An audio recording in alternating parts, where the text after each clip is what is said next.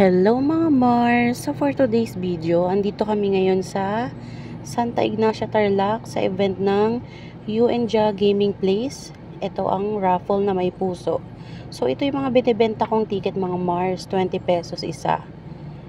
Yan. So ang next draw is December 17. Ito mga Mars, dito kami ngayon sa multipurpose hall. Yan, makikita nyo, maraming agents, sub-agents, distributors na nandito. Yan, madaming foods mga Mars. Free ang pakain nila. Yan. Maaga pa lang nandito na kami. So, ito yung mga tickets na ni-rolls namin. Yan, makikita nyo yung dropping of tickets. Naka-FB live itong mga Mars.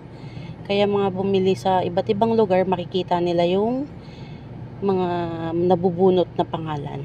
Yan, pumila kami ni Cassie para ihulog ang aming mga entry tickets. Ayan, sumama siya. Yan, kinalat-kalat namin yan mga Mars. So, nag-start na magbunot ng consolation prize. Then, yung grand prize na 4 na mananalo ng 1 million. Yan, yung 4 na batang yan ang bumunot. Then, nandito na yung mga releasing ng mga consolation prize. Thank you for watching.